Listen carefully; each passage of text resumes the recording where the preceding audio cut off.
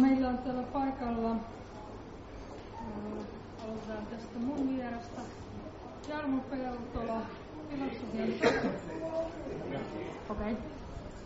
Peltola, filosofian tohtori ja tutkija yhteiskunta- ja kulttuuritieteen yksiköstä, historioitsija, eikö niin? Kyllä. Ja sitten on Pekka Salmi, yhdyskuntapalvelujen apulaispormestari ja demari puoluekannaltaan. Pekka on nyt varmaan siinä onnellisessa asemassa tässä paneelissa, että hänellä on ikään kuin tämä kaavaehdotuksen puolustajan rooli, vai? Niin, iltaa vaan kaikille. Tosiaan mulla on varmaan se paneelin pahan pojan rooli tässä sitten. Ja sitten on Juhana Suoniemi, yhdyskuntalautakunnan varapuheenjohtaja ja vihreä, eikö niin? Kyllä, ja tervetuloa kaikki minunkin puolestani. Ja sitten Sinikka Torkkola, Vasemmistoliiton varavaltuutettu ja aktiivinen tässä tavara-asema-työryhmässä. Joo, ja sitten myöskin yhdyskuntalautakunnan varajäsen. No kato, unohtuu. Mutta aloitetaan ihan semmoisella kevyellä lämmittelyllä. Mitä mieltä te olette, jos nyt tämä kaavaehdotus lähtee siitä, että tavara-asema puretaan, koska sitä mutkaa siihen ei voi tehdä, liikennemäärät on liian suuria, jos näin niin kuin yksinkertaistetaan. Niin semmoinen lauseen parin perustelu, että mitä mieltä te olette tästä kaavasta ja tavallaan sitten sen perusteluista. Joo, no mun mielestä se olisi niin toteutettavissa käytännössä, siihen varmasti löytyy vaihtoehto, jos semmoinen halutaan löytää. Ja niin noin yleisesti sanottuna, niin se on yhteiskunnan sivistyksen mitta, että vanha rakennuskanta, mitä vielä on, niin se säilytetään. Et mun mielestä se on niin kuin lähtökohta, eikä se, että niitä kaikki tuhotaan.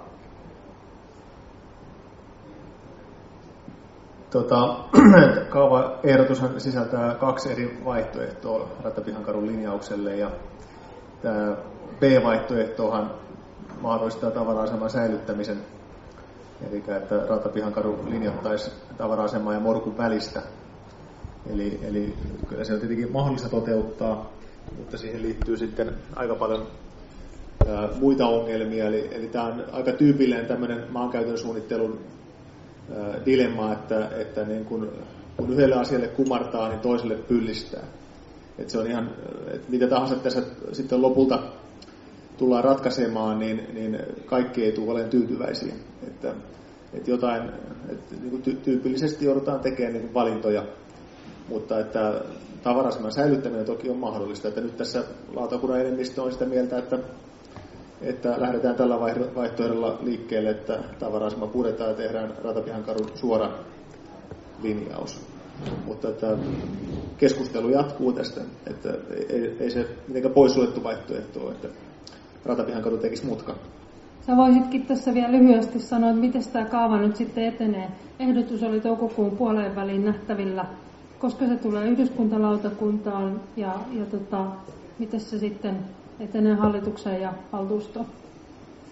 No, virkamiehet olisi halunnut sen tuoda jo ensi viikon tiistaina päätettäväksi, mutta mä oon halunnut ottaa vähän tuumaustaukoa tässä, koska itsekin on tullut niin kuin liikkuvaa junaa ja tässä on pitkä historia ja monenlaisia asioita ja sitten on vastustusta tullut aika paljon ja erilaisia ehdotuksia. Niin mä haluan, että tämä rauhassa selvitetään, tutkitaan ja jatketaan vielä keskustelua ennen kuin aletaan tekemään päätöksiä, että eletään kuitenkin demokratiassa ja sen mukaan edetään. Joo, Pekka on ihan oikeassa siinä, että nämähän on vaikeita valintoja ja tässä nyt on tässä ehdotuksessa, mikä nyt on voittamassa tällä hetkellä, niin siinähän on valittu autoilun etu ohi muiden etujen ja mä en itse ihan täysin allekirjoita.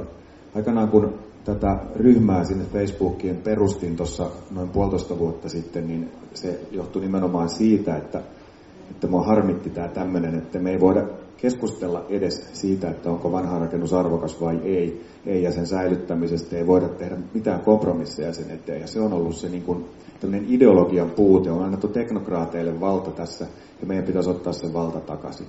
Ja toinen kysymys on se, että mitä Pekka sanoi, että lautakunnan enemmistö on jotakin mieltä. Lautakunnan enemmistö asetti kaavan nähtäville, mutta lautakunnan enemmistö ei ole vielä lopulta päättänyt, mitä he on siitä mieltä. Että tässähän on tullut valituksia ja muistutuksia ja huomautuksia ja muuta sellaista sen nähtävilläolon aikana. Ja nyt on ollut paljon julkisuudessa tämä asia, niin mielet voi vielä muuttua. Niin, mä toivon todellakin, että mielet muuttuu. Tällä hetkellä adressin allekirjoittaa noin 5000 ihmistä.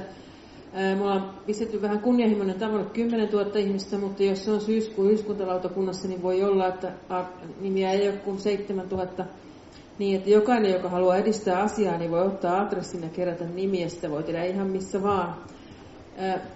Juttelin tänään Tampereen entisen kaupunginjohtajan Jarmo Rantasen kanssa, ja hän itse asiassa kertoi, että tätä asiaa on puliveivattu jo vuodesta 2002. Ja 2002 olleissa selvityksissä tavara-aseman säilyttämistä pidettiin ihan tarpeellisena. Ja katsottiin, että se on historiallisesti niin arvokas rakennus, että se pitäisi säilyttää. Jotenkin tuntuu, että nämä muuttuu nämä asiat. Että on tosi hyvä, että ollaankin sitä mieltä, että otetaan aika lisää ja katsotaan vielä kerran, että olisiko mahdollista säilyttää rakennus ja rakentaa kaupunkia hieman toisella tavalla. Okei, jatketaan. Puhutaan siitä rakennuksesta.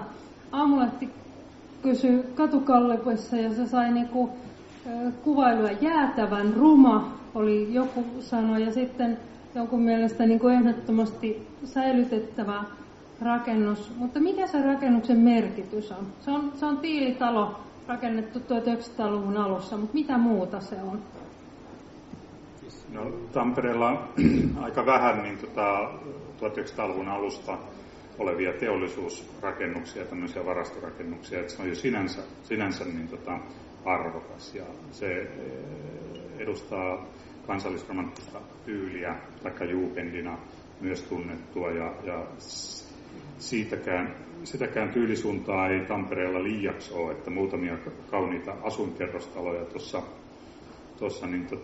keskustassa, mutta aika vähän tämän kaltaista kantaa, että mun mielestä se on yksi selkeä peruste. Ja sitten toinen on se, että Tampereella jatkuvasti etsitään monille semmoisille kulttuuritoiminnoille tiloja, esimerkiksi Muumilaaksolle, mitä mä oon ihmetellyt, että tässä yhteydessä ei ole kukaan nostanut esiin.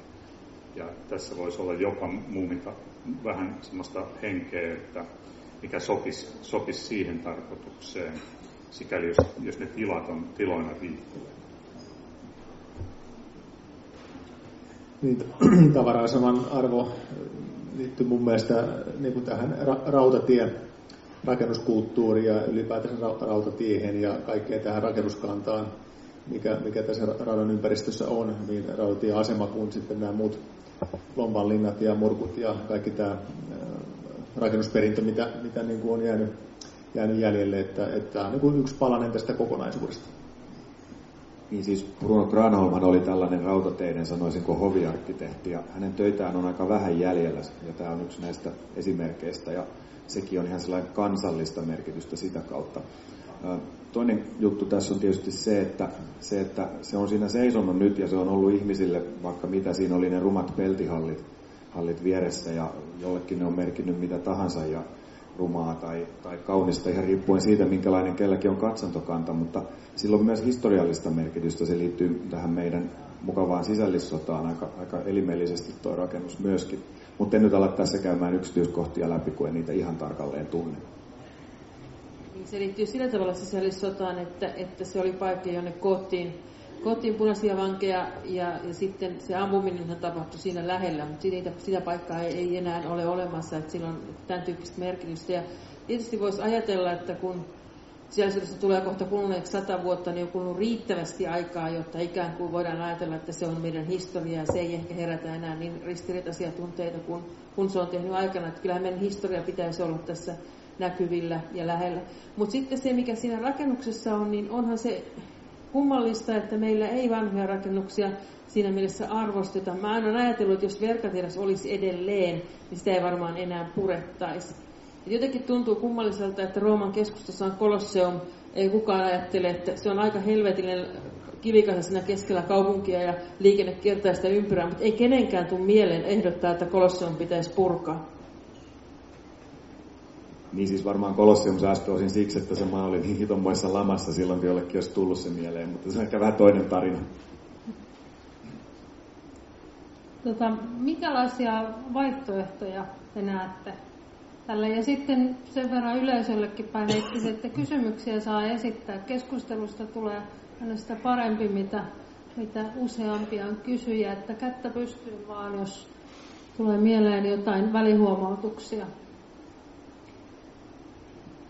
No tietenkin nämä kaikki tämmöiset kulttuurimahdollisuudet, niin mitä on tuolla netissäkin niin nostettu esiin, ja tuo mitä mä äsken nostin, että kannattaisi harkita sitä niin että sitten tulisi joku tämmöinen niin taiteen, jos ajatellaan, että siitä tulisi joku Muumilaakso, joka liittyy Tove Janssonin kuvataiteeseen, niin samalla siihen voisi tulla myös jotain niin tämmöistä kuvataiteen tutkimusta ja näyttelytilaa myös, jossa ja kahvilaa ja tämmöistä, missä ihmiset vois kokoontua, ja mikä samalla sitten olisi niin ulkomaalaisille turisteillekin helposti saavutettavissa rautatieaseman lähellä. Mä ajattelin myös lähinnä myöskin näitä kaavallisia vaihtoehtoja. Nythän me ei valitettavasti saatu tänne ketään kaupungin virkamiestä. Yritystä oli kyllä, eli jotka olisi tullut selittämään näitä kaavan perusteluja ja tavallaan, että miksi on päädytty tämmöisiin linjauksiin. Mutta pystyisikö Pekka vähän valottaa? Pystyn, mutta niin se on aika pitkä story. Että... No, semmoinen lyhyt tiivistetty versio. Lyhyt tiivistysversio, joo. Joo, no ensinnäkin tietenkin Ratapihankatu on tietenkin tässä se merkittävin asia, ja ensin tietenkin pitää kysyä, että mikä ihme Ratapihankatu, että tällä hetkellä Ratapihankadulla ei ole hirveän suurta merkitystä tässä meidän liikenneverkossa, mutta että nyt kun puhutaan suunnitelmista, joka tähtää vuoden 2030 tilanteeseen, niin tilanne on aivan niin kuin toinen, ja tämä Ratapihankadun merkitys tulee jatkossa nouseen aika suureksi, johtuen muutamasta asiasta, jotka nyt luettelen tässä luettelomaisesti. Ensinnäkin se, että meillä on tavoitteena rauhoittaa Hämeenkatu yksityisautoilulta, ja tämä asiahan etenee jo ensi vuonna sillä, että kesän jälkeen itäpäässä ei enää kuljeta omilla autoilla. Pelkästään kevyt liikenne ja bussit ja huoltoliikenne on sallittu. Ja toivottavasti pystytään tätä sitten laajentamaan myös länsipäähän jossain vaiheessa. Sen lisäksi meillä on pitkälle meneviä suunnitelmia kävelykeskustan laajentamisesta, eli Hämeenkadusta seuraavat korttelit niin rauhoitettaisiin myöskin yksityisautoilulta, eli tulisi lisää kävelykatuja ja kävelypainotteisuutta. Ja kaikki tämä niin tarkoittaa sitä, että nämä autot johonkin ne sitten hakeutuu. Ja on suunniteltu, että meillä on sitten kehäkadut, Satakunnankatu, Hämeenpuisto, Tammelan valtatie ja Rautatien katu, joiden kautta sitten autot liikkuu tavallaan tänne kortteleihin. Ja Rautatien katu on niin kuin erittäin haavoittavainen tässä yhtälössä, koska mehän ollaan tätä rautatieaseman ympäristöä kehittämässä monella tavalla. On tämä Kansi-areena-hanke tässä, no siitä en tiedä, miten siitä tulee, mutta joka tapauksessa tämä Ratapihan katu tulee kehittyä tulevaisuudessa huomattavasti. Tänä kaavan yhteydessähän me ollaan kaavoittamassa 40 000 kemmiä tähän radan varteen ja 30 000 kemmiä siitä toimisto- ja liikerakennuksia. Suomennusväliin kerrosneliömetrejä. Kyllä, anteeksi. Ja Rautatien aseman yhteyteen ollaan kaavaimassa matkakeskusta, eli bussit siirtyisi tänne ja niin edespäin. Eli tähän on tulossa aika valtavasti lisää liikennettä. Tammelan tiivistämisrakentaminen toivottavasti etenee ja keskustaan saadaan ylipäätään lisää asukkaita. Eli me ollaan arvioitu, että Ratapihan katu tulee 2030, niin se tulee olemaan 15 000 20 000 ajoneuvoa vuorokaudessa. Eli enemmän kuin Pispalan valtatiellä on tällä hetkellä. Eli se ei ole mikään ihan tavallinen kinttupolku. Ja sen takia ollaan äärimmäisen kriittisiä siitä, että jos tämä mutka tulee tähän, eli tavara-asema säilyy ja se kierretään, niin meiltä puuttuu esimerkiksi näitä ryhmityskaistoja Vellamonkadun risteyksestä useankin suuntaan, ja Vellamonkorvalla ne tulee olemaan myös aika lyhyitä. Murtokadun kevyen liikenteen väylän suojatie tulisi käytännössä Vellamonkadun autojen ryhmitysalueen läpi kulkemaan. Ja sitten tietenkin tämä tavara-asema tarvitsisi suojatiet ja myös liittymäjärjestelyt. Eli kaikki nämä hidastaa liikennettä, vähentää tai huonontaa liikenneturvallisuutta myöskin. Eli tämä on niin kuin yksi peruste. Sitten toinen peruste on se, että Ronkankadun alikulun kautta me saatiin niin kuin kevyen liikenteen väylä keskustan läpi. Ja jos tämä mutka tulee, niin me ei saada sitä esteettömäksi täällä Tammelan puolella. Eli se tulee noin 10% kulma ja se on äärimmäisen jyrkkä. Ja jos sitten Ratapihankatu on suorana, niin me saadaan se aika kivasti tehtyä.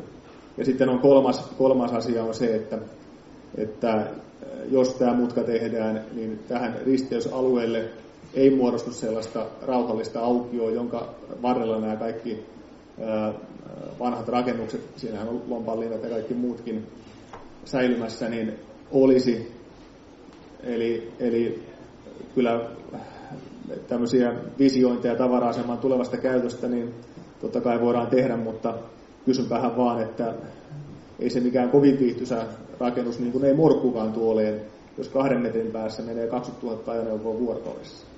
Se on aika jytinä ja melu, mikä tässä Ratapihankadun vieressä on, ja tavara-asema tulee olemaan siis pääradan Ratapihankadun välissä ja siis Rautatien ja Ratapihankadun puristuksessa. Ja silloin todella vähän jää tilaa siihen. Ja samoin Morkku on siinä sitten myöskin ihan Ratapihankadussa kiinni. Että tavallaan näiden vanhojen kiinteistöjen käyttöä ajatellen, niin ne olosuhteet ei tule olemaan mitään kovin hääviä. Eli tässä nyt lyhyesti näitä perusteluita, mutta todellakin niin, kun kysyit, että mitä käyttöä se sitten voi olla, niin kuin sanoin, että semmoinenkin vaihtoehto on olemassa, että se mutka tehdään, mutta sitten todellakin pitäisi kiinteistönomistajan kanssa miettiä, että mitä käyttöä tavara-asemalle tulee. Että aina kun joku vanha rakennus säilytään säilytetään, niin kyllähän se pitää miettiä, että joku sitä sitten ylläpitää, kehittää ja pitää sen pystyssä. Hyvä, kiitos. Hei, Jarmo halusi välikysymyksiä ja sitten mä annan Ahdelle tuonne yleisöön. Eli joo, ja sitten mennään eteenpäin. Onko tässä nyt sitten esimerkiksi tämä tunnelin mahdollisuus niin kokonaan suljettu pois teknisesti? Vai on? Niin.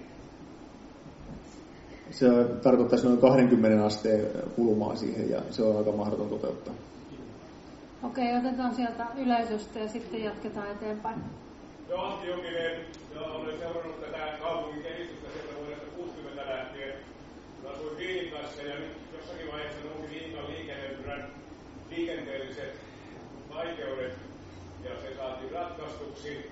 Ja nyt kun tässä kaupungissa yritetään ratkoa tunneleilla näitä asioita ja liikenteen ruuhkia, miksi ei oteta esille uudestaan tätä Viinikan liikenneympyrästä lähtevää tunnelia sinne Arimonkaudelle saakka? Sehän kerta kaikkiaan ratkaisisi tämmöisen ongelmat, mitä nyt tuolla on puhuttu ja esitetty. Mä en kuullut tänne perälle, mitä te siellä puhuitte kaiken ajan saatu, että sen sanot on tunneliratkaisukin jo siellä, mutta minä näin, että se olisi semmoinen todellinen ratkaisu näille kaikille. Ei tarvitse siellä ihmetellä, mikä rakennus on purettava ja mikä on ohitettava, tehdä mutkia ja niitä ryhtyjä tuonne keskussaan. Ottakaa se tosissanne tämä tunnelihomma nyt. Tämä nyt on ihan tarpeeksi puhuttu tästä rantatunnelista, että tämä olisi paljon järkevämpi ratkaisu. Niin, Johan. Joo, toi on semmoinen, joka periaatteessa olisi tämmöisen kaupunkisuunnittelun ja liikennesuunnittelun teorioiden mukaankin hyvä ratkaisu. Se on vaan osoittautunut niin kamalan kalliiksi toi malli, että siihen ei meillä ole katsottu olevan varaa, että se on ihan noin yksinkertainen se peruste. Pitäisi tietysti palata, tätähän on selvitetty joskus, että jos 70-luvulla jo. Mutta tuohon äsken, mitä Pekka sanoi, niin haluaisin muutaman kommentin heittää. Pekkahan on periaatteessa täysin oikeassa siinä, että Ratapihankatu on tärkeä väylä, kun me yritetään rauhoittaa Hämeenkatua, Rautatienkatua ja Tammelaa muun osin. Siinä on semmoinen haaste tietysti se, että se tulee taas yksi väylä tuon junaradan lisäksi, joka erottaa Tammelaa entistä enemmän keskustasta, ja mä itse näen, että se pitäisi tehdä toisinpäin. Ja jos me Vellamon kadulle se 4000, 5000, mikä se luku nyt oli, mitä siinä päivässä tulisi menee näiden laskelmien mukaan autoja, niin ohjataan, niin se johtaa sitten siihen, että meillä ei ole enää viihtyisää väylää, missä olisi hyvä täydennysrakennuspotentiaali myöskin, jos katsotte Vellamon katua, siinä on tyhjiä tontteja, niin meillä ei olisikaan yhtäkkiä rautatieaseman ja Tammelan torin välille mitään tolkullista väylää. Ja mun oma ehdotus on se, että Vellamon kadulta ei tehtäiskään ollenkaan risteystä tähän Ratapihan kadulle, ja näin ollen se mahtuisi se katu kiertämään, ja käynti sinne tavara-asemalle tehtäisikin kellarikerroksen kautta, ja siinä ei tarvita edes suojatietä silloin. Siellä ei nyt ole kellarikerrosta, mutta semmoisen sinne pystyy rakentamaan. Jokainen, jolla on oma kotitalo tai tutuilla, niin tietää, että niitä on rakenneltu. Niin siinä saataisiin samalla se huoltoajot sinne, kun sehän on nyt haaste siinä rakennuksessa. Joka tapauksessa tehdään sille mitä tahansa. Ja samoin jäisi mahdollisuus tehdä semmoinen liike kautta kävelytunneli sieltä suurin piirtein postitalon viereltä. Niin nämä on semmoinen yksi ajatus, mitä mä olen itse tässä hellinyt. Sitten toinen kommentti on se, että nämä laskelmathan liittyy mekaanisiin liikenteen kasvuennusteisiin, mutta nehän ei ole mikään luonnonvoima. Me voidaan valitulla politiikalla vaikuttaa niihin kasvuennusteiden toteutumiseen. Me voidaan valita kaupunki, jossa on vähemmän autoilua tai kaupunki, jossa on enemmän autoilua. Ne on ihan täysin ideologisia valintoja, joita me tehdään. Sinikka ja sitten Pekka. Tuosta voisi siinä mielessä jatkaa, että Tampereen kaupungin strategiassahan lukee tämmöisiä kauniita tavoitteita siitä, että Tampereen tuottama hiilidioksidikuorma maailmassa vähenee ja Tampere on mikäli nollapäästökaupunki. Ja sitten samaan aikaan tehdään suunnitelmia, joissa kuitenkin liikenteen määrä kasvaa. Mä en tiedä, onko mä jotenkin tyhmä vai jotenkin yksinkertainen, mutta mä en oikein ymmärrä, että miten nämä niin kuin sointuu yhteen. Että mä olisin tässä mielessä kyllä kysyisin sitä, että onko realistista aina ajatella, että liikenteet vain kasvaa? Että myöskin voisi ottaa ihan oikeasti se vaihtoehdon ja miettiä, että kaupunkiin ei tarvitse tulla välttämättä autolla. Ja sitten toinen kysymys on se, että minkä takia me ei ajatella, että yhä isompi osa liikenteestä ohjattaisiin kaupungin ulkopuolen kautta. Se tarkoittaisi läntisen ohikulkutien laajentamista, mutta on monia sellaisia vaihtoehtoja, jotka olisi järkeviä ja jotka tukisivat myöskin tämmöisiä ympäristösuojelullisia näkökulmia. Pekka. Niin tähän liikennekasvuun sen verran, että jos Rantaväylän tunneli rakennetaan, niin se tulee kasvattaa Tammerikosken ylittäviä automatkoja 25% 2030 mennessä, eli 3-4 miljoonaa automatkaa lisää. Ja se on niin kuin, toivottavasti ollaan samaa mieltä, että se pitää niin kuin torjua, koska pitkä tunneli liikennepoliittinen ajattelu lähtee siitä, että niin kuin, autotiet pitää olla mahdollisimman sujuvia ja liikenneruuhkia saisi olla. Mutta se, että tämä Ratapihan katu on kuitenkin enemmän niin kuin keskustan sisäinen liikenneväylä, ja kun me ajetaan Hämeenkadun tai muualta keskustasta autoja muualle, niin ne niin kuin siirtyy niin kuin muualta. Mä en usko, että Ratapihan katu sinänsä kyllä autoilua hirveästi houkuttelee. Että se ei niin kuin keskustan saavutettavuutta hirveästi paranna, mutta mahdollistaa sen, että me pystytään rauhoittamaan Yliopiston katua ja Tammelan puistokatua.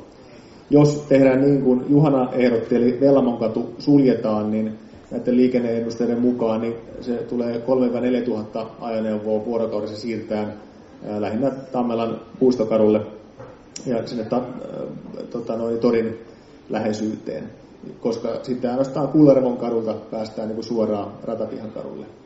Että sekin aiheuttaa ongelmia. Sitten näissä tunneleissa, mitä Ahti ja Juhanakin tuossa esitti, niin joka ainoa tunnelin rakentaminen on aina kallista. Ja sillä pitäisi olla joku maksaja. Ja siinä pitäisi tulla jotain hyötyä, että siinä on järkevää tehdä. Että vaikka pitkä tunneli Rantaväylällä niin mahdollistaa kokonaisen uuden kaupunginosan rakentaminen, siitä huolimatta se maksaa Tampereelle 100 miljoonaa euroa nettona.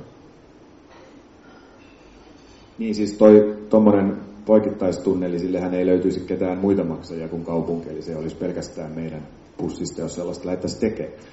Edelleen mä kyseenalaistan sen ajattelun ylipäätään, että me suunnitellaan kaupunkia autojen ehdolla, niin kuin me tässä nyt koko ajan meidän suunnittelijat valitettavasti tekee, ja mä oon sen sanonut heille ääneen ja kirjoitellut sitä lehteenkin.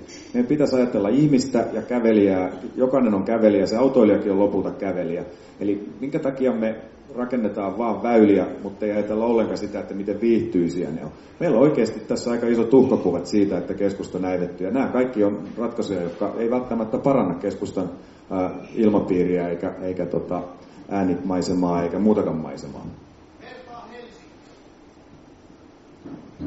Joo, Pekka.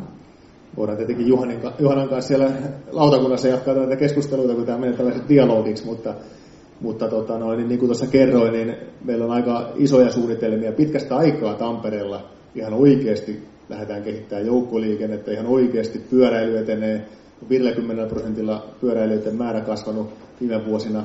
Ollaan tekemässä kävelykeskustaa, mutta aika isoja, mun mielestä niin kuin oikeita todellisia uudistuksia, edistysaskeleita ollaan niin kuin ottamassa. Mutta kyllä meidän pitää myös siitä pitää huolta, että keskustaan päästään myös omalla autolla. Kyllä mä oon jotenkin realisti ja itse lähden siitä, että meidän pitäisi tehdä joukkoliikenne niin houkuttelevaksi ja pyöräily niin houkuttelevaksi, että tätä autoilun määrää, sen kasvua pystytään leikkaamaan. Mutta tuskin pystytään estämään sen kasvu koskaan.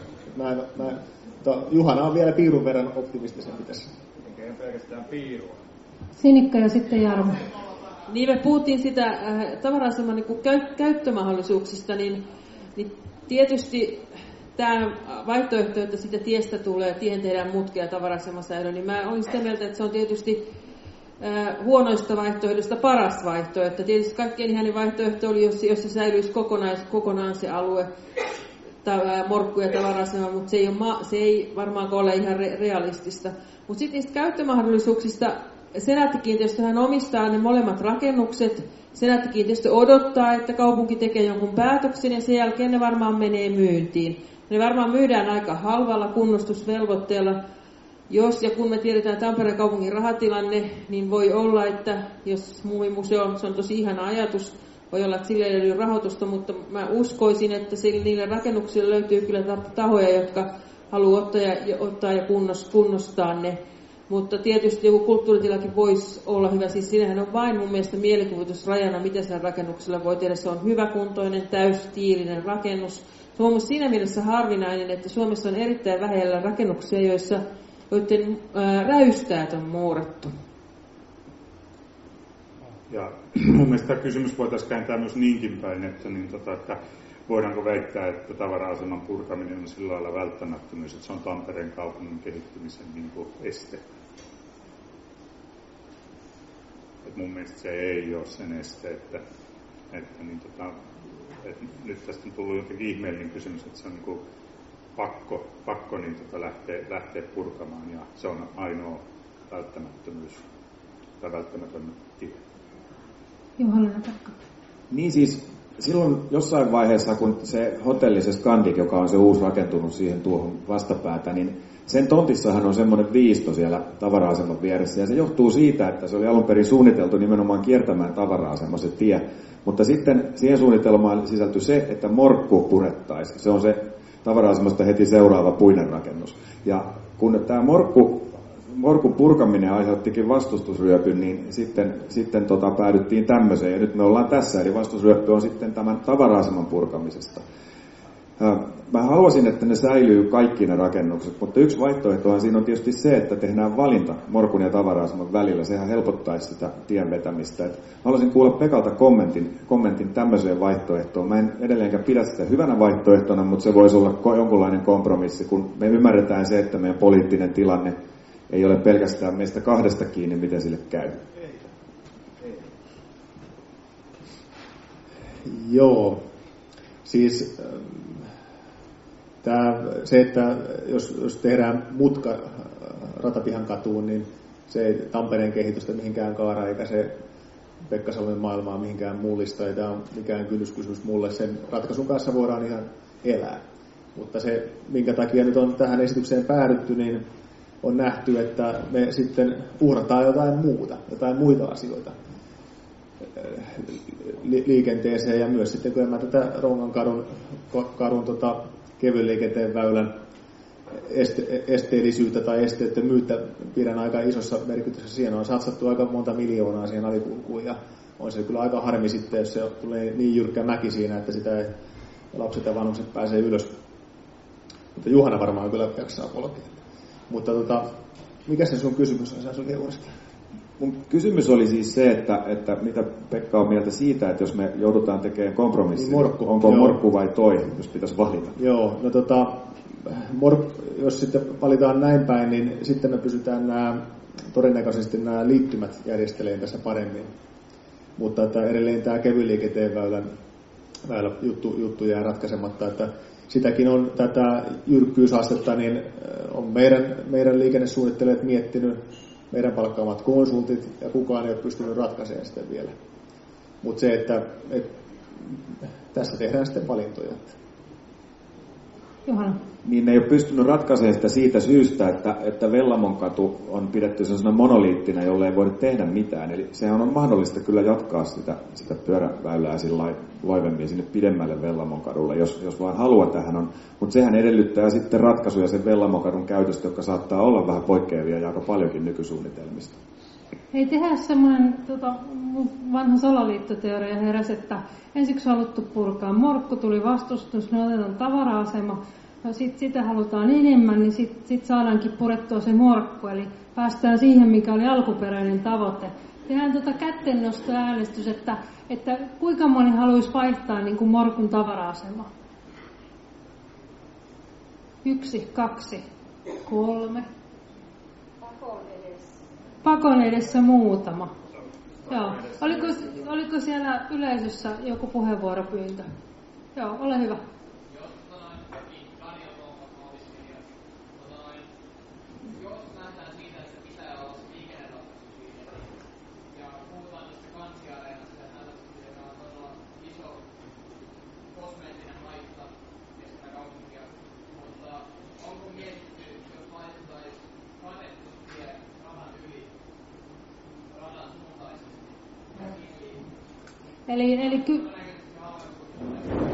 Eli kysyit, että onko mietitty ratkaisua, jossa olisi siis katettu tie radan suuntaisesti, radan päällä? En tosiaan on helmikuun alusta asti alkanut pohtia näitä asioita, että en tiedä mitä kaikkia on selvitetty. En alkan kuullut, että tällaista olisi selvitetty missään vaiheessa. Muistaako Tarja? Jokisen Tarja.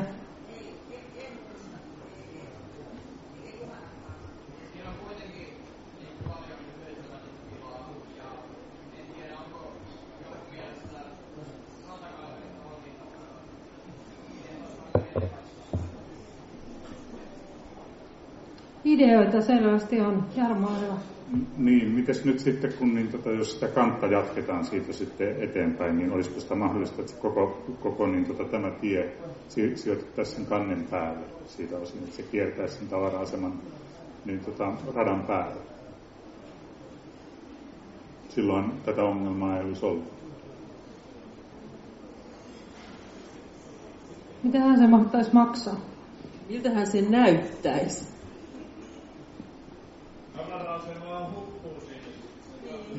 Totta, ja tuli mieleen tuossa tosiaan se, että kun meillä on aika paljon korkeuseroja, kun ajatellaan sieltä Viinankin liikennehässäkästä tullaan, niin sehän nousee se tie siihen yliopistolle ensin, että se on varmasti haastava, mutta ideahan on semmoinen, mitä kannattaa vähän pitää mielessä, se voi joskus olla. Mä oon itse fiilistellyt, että se radan päälle tehtäisiin kansi koko matkalle ja siinä voisi olla sitten vaikka mitä rakennuksia ja puistoja ja mitä tahansa, mutta se on tietysti kallista, mutta kivahan se olisi. Onko muuten kellään tietoa siitä, että mikä on tuon tavara-aseman kunnostuksen kustannusarvio? Onko siitä tehty kustannusarvio? Kuntokartoitus on tehty, mutta kustannusarviota en ole löytänyt. Kyllä se on varmaan, että Senaatilla löytyy toi tieto, jos löytyy. Mun ymmärtääkseni Senaatti-kiinteistö ei ole tehnyt sitä siis selvityksiä, koska ne odottaa, että ne pääsee ne myymään. Pekka? Tuolla työväentalolla muutaman saneerauksen teettäneenä, niin siis jos laitetaan ilmanvaihtosähköt ja pinnat kaikki uusiksi, niin 2 000 € neliö on semmoinen, mistä voidaan lähteä liikkeelle. Että tietenkin liittyy sitten, että kuinka paljon sieltä löytyy sitten semmoista ikäviä yllätyksiä ja muita tällaisia, mutta tommoinen karkea arvio. Mä en tiedä sen neliömäärää, mutta että neliöhinta on tuota luokkaa. Juhan. On selvää, että se on kallista, se ei tässä liene kellekään epäselvä. Mutta se kysymys esimerkiksi, jos vaikka tämä Muumilaakson vaihtoehto toteutuisi, niin se on oikeasti sen arvosta. Toihan sopisi todella hyvin siihen, ja sehän vaatisi oikeasti paljon kaikkia muutoksia, kuten nyt ne kulut sieltä. Varmaan suurin piirtein sillä lailla, kun äsken esitin, olisi niin kuin tämmöinen looginen rautatieasemalta pääsisi jotenkin aika helposti ja muuta. Ja se pitää olla saavutettavissa, se on selvää, että tämä ei ole halpa juttu. Mutta toisaalta pitäisi kuitenkin mun nähdäkseni se on itse tarkoitus säilyttää tällaisia vanhoja rakennuksia. Ja se saa sitten välillä vähän maksaa. Että ei me voida pelkästään noille laskutikkumiehille ja naisille antaa valtaa tässä kaupungissa.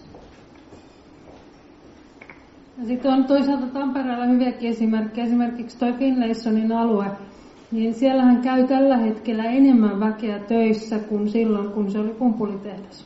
Ja se on erittäin hyvin toimiva kokonaisuus. Nyt on pakko ottaa esimerkki siitä, että kaikkihan tietää siis, Tampereella on 2 semmoista kiinteistöä, jotka on vanhaa kiinteistöä, jotka on säilynyt tämmöisen kansanliikkeen ansiosta. Eli siis Virastotalon kauppahallituksen Virastotalon rakennus, jossa oli valtaus 70-luvun lopussa, ja Tallinpiha. Tallinpihahan ei olisi, jos oltaisiin uskottu silloin, että se on niin mätä, että se pitää purkaa. Olen 80-luvun puolivälissä valtaamassa niitä rakennuksia, ja silloinhan ne säilytettiin, ja sitten ne oli jonkun aikaa tai useampia vuosia, oli jo ylioppilaskunta vuokras ja välivuokras edelleen opiskelija-asunnoiksi, ja sitä kautta ne säilytettiin. Siinä oli sellainen tilanne, että silloin ei ollut taloudellisesti mahdollista, oli varmaan 90-luvun laman aikaan ei ollut mahdollista kunnostaa niitä, mutta sitten se oli mahdollista, että kyllähän niitä rakennuksia on säilytetty ja tiedetään myöskin se, että se mikä näyttää niin kuin kirjoituspöydällä ehkä mahdottomalta tai ei niin kovin mahdolliselta, niin sitten kun ihmiset alkaa olla sitä mieltä, että se on mahdollista, niin sitten se on mahdollista. Kun Tammelan todella kerää niitä nimiä, niin mun veikkaus on, että 7 tai 80 on sitä mieltä, että Tampereella on purettu liikaa vanhoja rakennuksia. Ja voi kysyä, että kuinka moni Tampereen kaupunginvaltuuston jäsen on valmis vastustamaan näin suurta joukkoa. Hyvä puheenvuoro.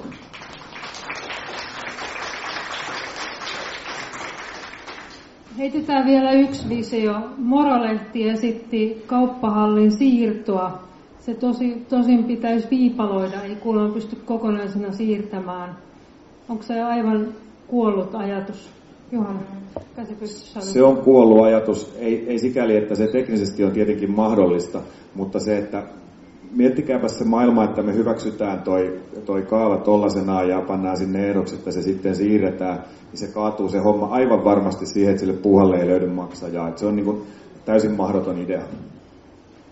Jarmo.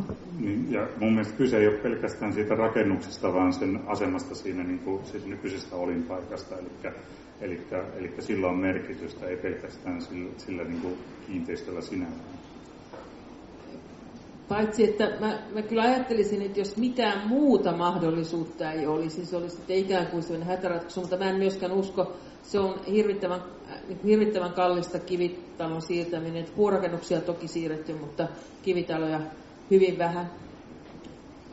Niin, vielä en ole saanut selvitystä siitä, että mitä se voisi maksaa. Tietenkin se on kiinteistön omistajan hallussa sitten se asia, mutta että mun mielestä kyllä siihen joku hintalappu pitäisi saada. Ja niin kuin miettiä sekin vaihtoehto ennen kuin tehdään mitään ratkaisuja, koska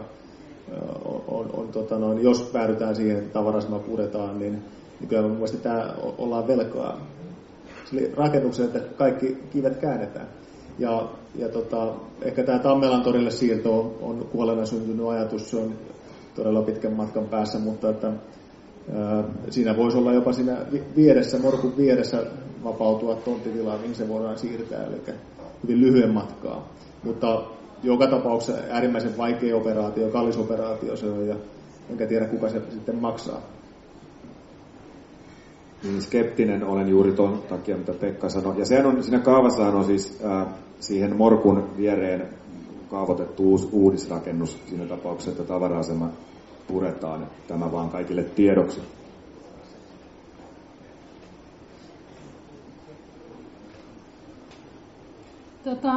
Nyt ollaan siis asemakaavavaiheessa ja kaava mahdollisesti etenee päätöksentekoon syksyllä, jos etenee.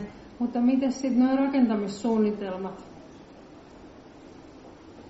Sen kadun tavallaan, että kaava on, mutta mitä sitten? Että jos kaava etenee syksyllä?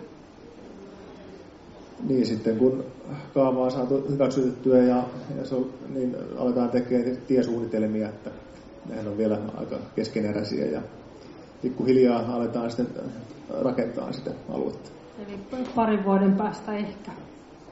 Useamman vuoden päähän mennään. Aivan. Aikaa hankkia kettinkieltä. Johanna. Ja tässä on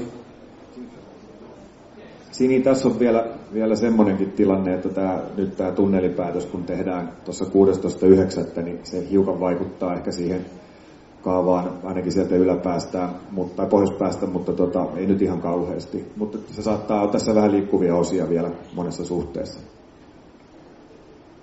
Niin tämä kysymys pohjautui siihen, että nythän nämä liikennearviot oli ne vuoteen 2030 vai 30, niin on katsottu pitkälle, mutta tosiaan on ajateltu sitä skenaariota, että liikenne kasvaa ja väki lisääntyy, mutta että muita vaihtoehtoja, niin sitä tässä lähinnä mietin.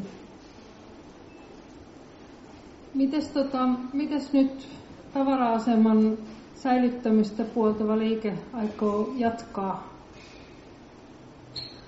No, nimiä varmaan kerätään, työryhmän saa tulla mukaan, nimiä pääsee keräämään ja sitten varmaankin me käydään luovuttamassa ne nimet sitten apulaispormestarille ja pormestarille ja sitten jos siinä käy oikein huonosti, niin sitten me varmaan ruvetaan hankkimaan niitä kovemman luokan välineitä, kettinkiä tai muita, mutta en usko, että siihen tarvii mennä. Joo, tässä on tämä poliittinen prosessi on vielä siinä määrin kesken, että ei varmaan ihan vielä ole kiire sinne kettinkikaupoille, mutta kyllä tässä nyt ainakin minä olen luvannut tehdä parhaani sen eteen, että tämä poliittinen prosessi tulisi sellaiseen lopputulokseen, että tavara suojeltaisiin noille sijoilleen, ettei sitä mihinkään alettaisiin siirtelemään tai ylipäätään purkamaan. Mitä saa apulaispormestari on mieltä? Puretaanko se vai ei? Sä esitit kysymyksen, joka mun piti kysyä, mutta eli siis mitäs Pekka on mieltä, kuinka tässä käy? Tehoako painostus? Ryhmäjohtaja. Niin kuin tuossa alussa sanoin, kun kaava asettiin nähtäville, niin olimme tätä mieltä, että se puretaan. Johtuen näistä syistä, mitä tässä kävin läpi.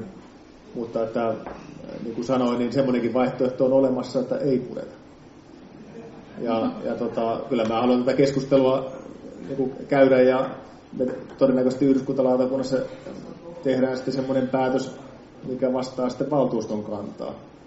Sä kuulostit ihan poliitikolta. No mä oon poliitikko. Että en mä tietenkään semmoistakaan ehdotusta halua sitten lautakunnalta laittaa eteenpäin, joka sitten palautetaan valtuustossa takaisin valmisteluun. Että kyllä mä haluan käydä aika perusteellisen keskustelun myös niin kuin ryhmien kesken tässä, ennen kuin me tehdään lautakunnassa mitään ratkaisuja. Ja jos se näyttää siltä, että mutka halutaan, niin ei se ole mulle mikään kynnyskysymys. Eli vastaus oli saattaa olla ehkä, kenties ehkä ei. Juuri näin. Jos mä nyt yritän tulkita toveriani lautakunnasta apulaispormestari Salmeen, niin mun tulkinta on siis se, että molemmat vaihtoehdot on periaatteessa mahdollisia. Ja kyse on lähinnä siitä, että mitä valtuusto lopulta haluaa. Eli meillä on tämä homma täysin auki vielä. Se on siitä poliittista tahdosta nyt kiinni. Ja se, paljonko me annetaan valtaa teknokraatteille ja paljonko me käytetään ideologiaa, niin se on hyvä kysymys. Ole hyvä. Niin jos tämä nyt ei tullut selväksi tässä, niin siis oma kantani on se, että paras vaihtoehto oli se, että Ratapihan katu ei tee mutkaa tässä. Tehdään suora linja, joka tarkoittaa sitä, että tavara-asema puretaan. Mutta jos sitten enemmistö on sitten mieltä, että tehdään mutka, niin sitten tehdään se mutka ja sitten eletään sen mutkan kanssa kaikkina niiden seurausvaikutuksina. Ja ei se ole mulle mikään kynnyskysymys. En mä menetä yöunia, niin jos mä tämän taistelun häviän, että ei tämä mikään helppo ratkaisu ole muutenkaan ollut. Mulla olisi kysymys.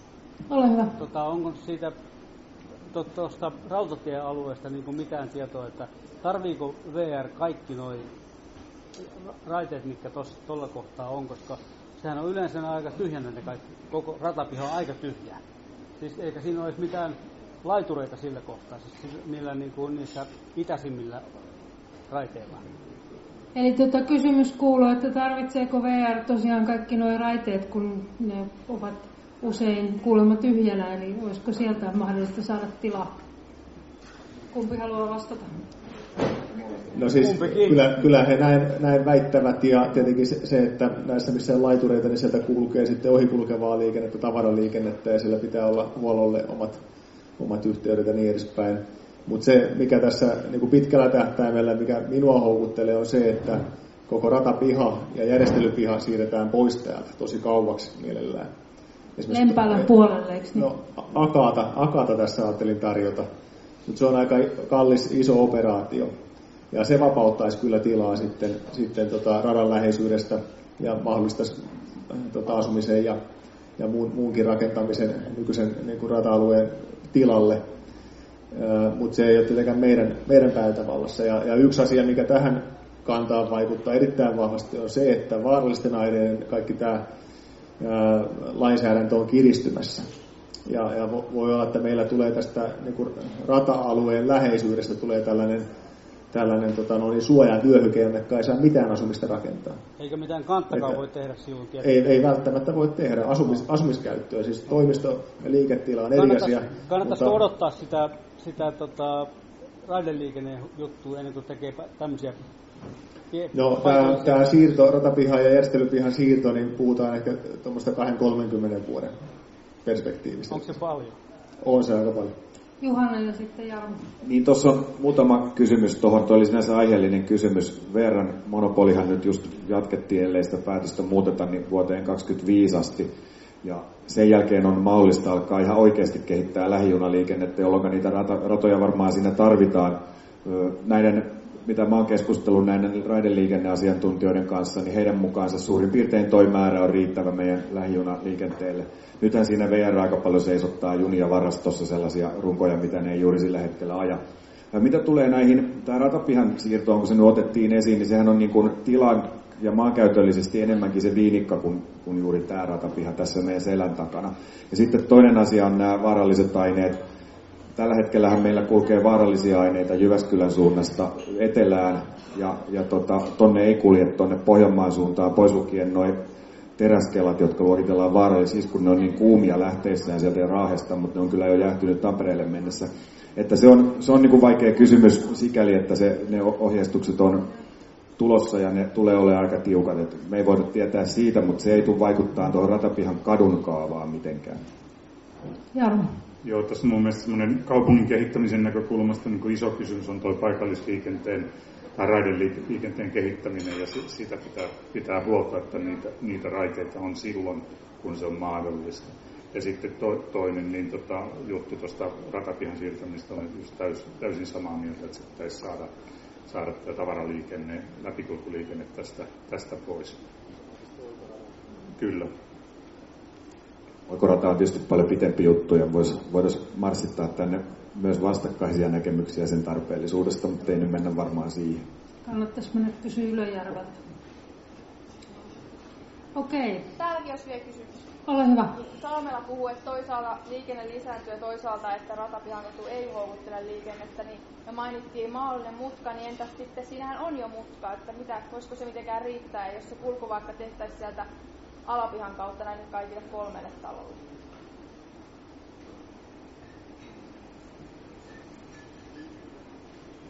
Siis alapihan kautta, mitä sä tarkoitat? Niin, Juhana on ehdottanut sitä uutta sisäänkäyntiä. Että jos sieltä, se olisikin semmoinen tallipihamainen kokonaisuus ja sieltä mentäisikin sieltä alapihan kautta, niin monta näitä sun esittämää ongelmaa, niin moni ratkaisi, jos se olisikin nykyinen mutka ja sitten olisi sisäänkäynti sieltä uudelta alapihalta ja sitten siinä se nykyinen jo tehty alikulku, niin se ei olisi liian jyrkkä mutka ja ei olisi liian vilkas liikenne sen morku ja tavara-aseman välistä.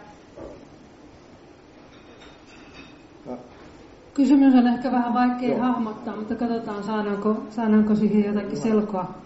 Mä luulen, että mä ymmärsin, mitä sä ajoit takaa, eli se, että se kokonaisuus, minkä tällä hetkellä muodostaa Rautatieleisten talo, Morkku ja tavara-asema, niin se tie menisi siitä välistä, mutta siellä olisikin sellainen kellari, mistä pääsee kulkemaan esimerkiksi rakennuksesta toiseen. Siellä voisi olla huolto- ja sosiaalitiloja ja mitä vaan nyt kellarissa voi olla. Ja siinä on jo mutka siinä tiessä. Joo, juuri näin. Ja että se menisi se tie suunnilleen siitä, mistä se nyt se pieni mutka tehdään sen hotellin kohdalle ja jatkaisikin suoraan sinne vähän suoremmin. Tai sitten jopa kiertäisi kokonaan tämän, mikäs katu se nyt on, Peltokadun kautta. Niin sitä ajat takaa. Tai sitä nykyistä mutkaa, mikä siinä nyt on. Se on Peltokatu, eli siis siitä, missä on Rastin talo, niin siitä, joo. Kaikki on aina mahdollista, se on eri asia, että katsotaanko tätä hyväksi. Ja tämä onkin just se keskustelu, mitä meidän on hyvä käydä vielä myös poliittisessa prosessissa ja kuulla näitä ideoita täältä. On toikin itse asiassa käynyt esillä jollain verran toi ajatus. Se on tietysti läpiajokatuna vähän huono sillain, mutta mä en itse näe minään ongelmana sitä, että autoilu ei ole aina se sujuvia ja helpoin vaihtoehto joka paikassa.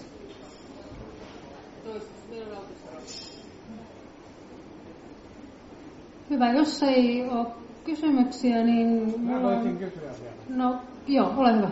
Miksi suunnitteluprosessissa ylipäänsä on lähdetty siitä, että autoilu tunnutaan keskustaan, eikä esimerkiksi automaattisesti keskusta suojellaan, vähän mikä jätettiin Tammerkoski suojelmatta, niin suojellaan nyt ja katsotaan muita vaihtoehtoja, jolloin me nyt keskustelisimme sellaisista vaihtoehdoista, joihin keskusta-alue ei kuulu ollenkaan.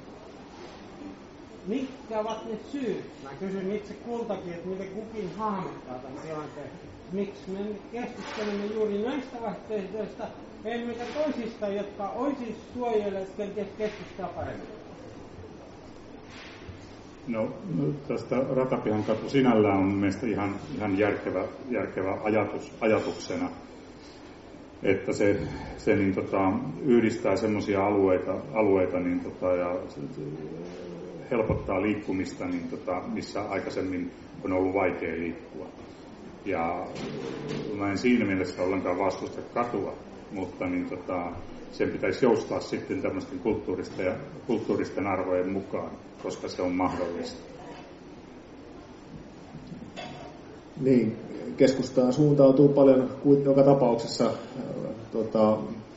työpaikkaliikennettä, työmatkaliikennettä, asiointiliikennettä, että tänne tulee autoja, että me ei niitä voida täältä lopullisesti häätää. Ja se, että me rauhoitetaan sitten tiettyjä alueita, niin kuin tuossa kävin läpi aikaisemmin, niin johonkin ne autot sitten suuntautuu ja Ratapihan katu on tässä mielessä tärkeä osa tulevaisuuden liikenneverkkoa. Mä kyllä siitä huolimatta se, että poliittisesti realiteetit on varmaan noin kuin Pekka sanoi, mutta mä sympatiseeraan ajatusta, että me oikeasti alettaisiin voimakkaammin rauhoittaa autoilulta tätä keskustan ja myöskin Tammelan aluetta. Ja se kyllä, nämä ratkaisut, mitä me nyt tehdään, niin ne ei ole ihan pelkästään rauhoittavia, vaan ne on myös muuta.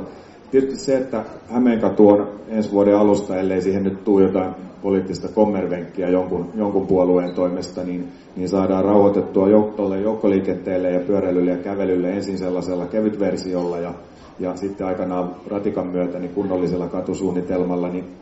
Ja samoin Kyttälän se alueelle saadaan kävelykeskustaan, niin se kyllä on hyvä suunta tähän suuntaan, mitä äsken esitettiin, mutta mä itse laajentaisin tämän ainakin aika paljon tänne Tammelan suuntaan, että ainakin torille asti pitäisi olla semmoinen kävelypainotteinen sen koko infra. Jota on sinänsä kiinnostavaa erään suunnittelijan kanssa keskustelin, niin sanoi, että tämä vaihtoehto tulee siitä, että kun ei haluta, että Pyynikille siirretään sitä liikennettä. Että se toinen vaihtoehto olisi ollut sitten Pyynikin ja Pispalan kautta. Ja musta on vähän kummallista, että todellakin ajatellaan niin, että ne pitää mennä niin läheltä, että miksi ne ohi ei voi olla kehitys, jotka menee todellakin niin kuin kaukaa, eikä itse asiassa tulekaan keskustaan. Tässä voisi ihan villisti ideoida ajatusta, että jos ei keskustaan tullakaan autoilla, vaan siellä on sitten mikä autot jätetään, ehkä sieltä kulkisi sitten semmoinen ratikkatapainen tai joku sähköinen systeemi keskustaan, että kyllähän niitä periaatteessa niitä vaihtoehtoja on, jos vaan halutaan, mutta kun tätä kaupunkia johtaa tämmöinen autopuolue tai autoilun mahdollistava niin kuin pakko, niin se vie sitä suunnittelua eteenpäin. Ja kun se autoilu tehdään mahdolliseksi, niin sittenhän se myöskin lisääntyy. Tässä paneelissahan ei kyllä mitään kovin tiukkoja automiehiä tai naisia istu, mutta näin se vaan realiteetti valitettavasti on. Hyvä, kiitoksia. Tosiaan niin viimeistään vartin yli oli puhe, että lopeteltaisiin. Kiitoksia panelisteille ja yleisölle. Ja ilta jatkuu tästä mun nähdäkseni sitten musiikin merkeissä, mutta isoa varmaan tästä jatkaa. Kiitoksia. Kiitos. Kiitos.